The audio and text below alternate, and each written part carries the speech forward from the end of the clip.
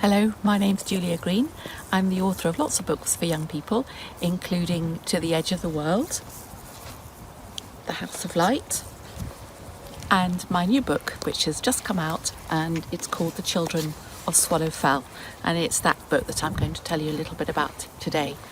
I'm going to start with a reading. I'm going to read from a little way into the book. What you need to know that's happened already is that Isabella has had to flee the city where she's been living with her father and mother. There's been explosions in the city and they've gone to a place of safety, and they've gone on a very long train journey. They've gone back to the place where Isabella's father was brought up as a child in the north of England, in the fells, the hills. And they've returned to the old house, and there's almost nobody. There's nobody living there at all, and it's a very isolated place, and Isabella's feeling very strange, and she's going off exploring every day, trying to find out about this new landscape. And then something happens that she really doesn't expect. She's gone to a ruined house up in the hills that she's discovered, and she's sitting there when she hears something. So this is from The Children of Swallow Fell.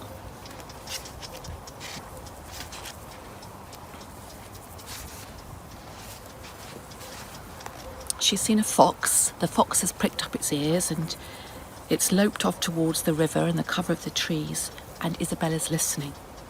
There are voices. Someone's coming. I scrabble up and peer through the broken window at the back of the house.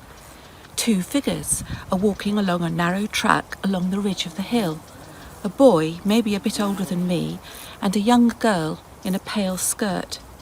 It flaps as she balances over a wooden bridge at the top of a stream. The boy holds something in one hand. He calls out to the girl. I shrink back from the window.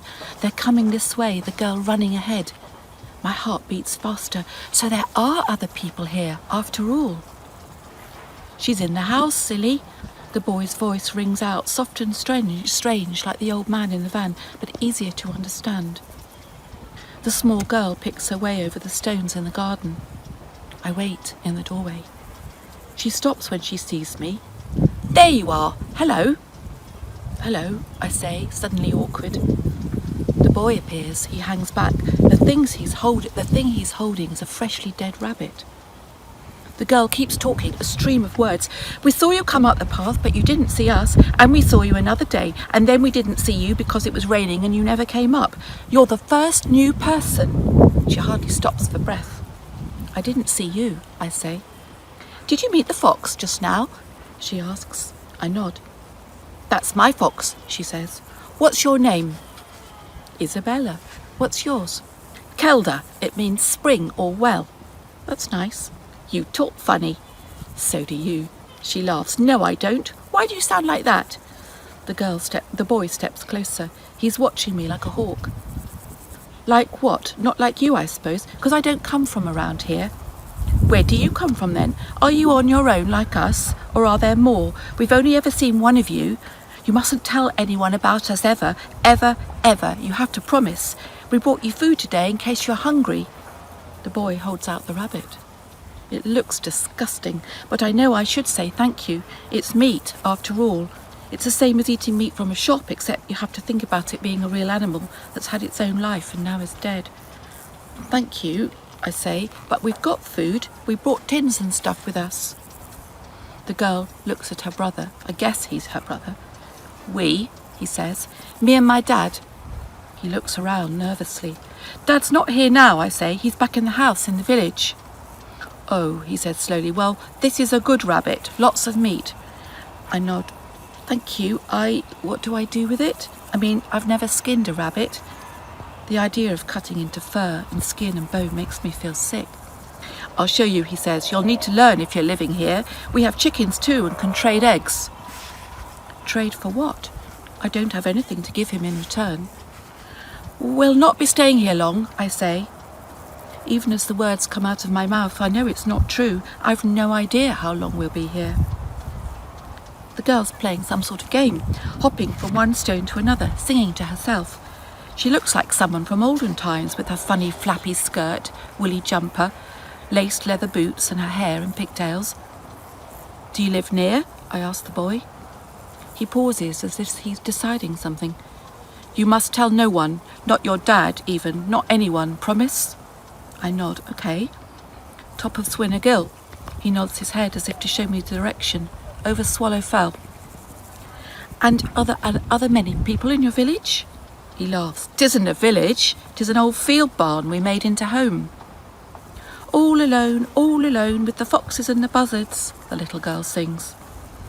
You mustn't tell. We'll be taken away if people find out. I nod, even though I don't understand. So, where's everyone gone? Why are the houses all empty? The boy stares at me again. You don't know? I shake my head. I feel stupid. Everyone left the valley after the sickness came. Our mam and dad died from it. I stare at him. Sorry, I swallow hard. What kind of sickness? The sickness that came 3 years ago. It spread up the valley. Almost everyone died. No one was allowed to stay. They rounded up the remaining children. He pauses. Said the water was poisoned. The water? I say. The water in the taps and pipes. It got turned off. We've been drinking from the spring in the garden, I say. Will we get sick? Spring water bubbles up fresh from deep down. You'll be fine. I nod. Why doesn't Dad know any of this? I've got to go now, I say. You should keep your rabbit. We've got eggs and cheese and stuff at our house. You won't tell your dad you saw us? No. Promise? Promise. Goodbye, Isabella. Come back tomorrow. The little girl waves. She calls after me in her sing-song voice. His name is Rowan, seeing as he didn't tell you and you didn't ask. So these are the children who live by themselves in a barn, because of the sickness that has come up the valley and taken everyone's lives. And Isabella gradually gets to know the two children, and they really help her to settle into this new strange landscape. And when Isabella's dad goes off in search for food and doesn't come back, they become extremely important in her life. And together the children really have to work out a way to survive on their own without any adults, growing their own food, building their own community. So that's a little bit of the story. So where did the idea come from for writing The Children of Swallow Fell? Well, as always with me, it starts with a place. So I visited a place in the north of England and I walked in the hills and I went to the ruined house that appears in my story, and gradually the story began to form in my head. And as always, I started with a notebook.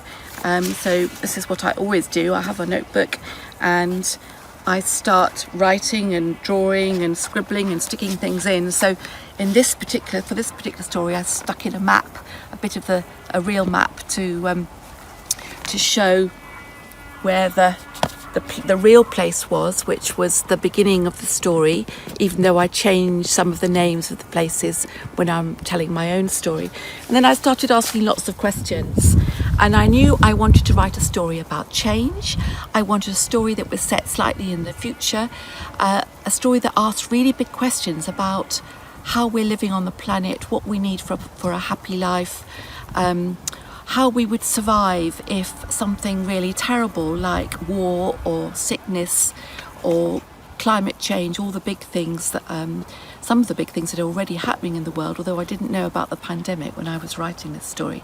So I was asking those questions really about how do we survive, what do we need, more than shelter, more than food and water, there are other things we need. And so that's the way the story started to come to me. So that's how it first began. It began in the notebook. I began to write, I began to explore it and to think about what sort of things I wanted to write. And as always, the main character in my story who's telling the story is Isabella, and she's a girl who's 12, nearly 13.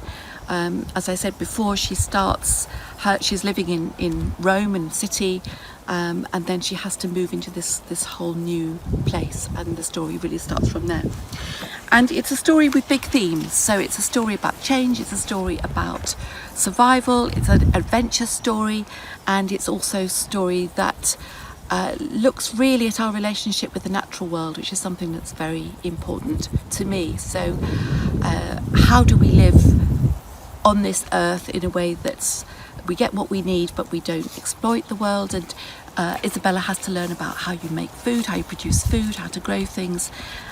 She also learns really about what she's already she passes on what she knows about the importance of friendship and about community to the two children who've been living in a very isolated way. So Rowan and Kelda have things they need to learn from Isabella, and she has things she needs to learn from them, and this community of children start building a new life in a new place together. So that's what the story is really about. It's a lot about courage and bravery and friendship, about change and how we approach change.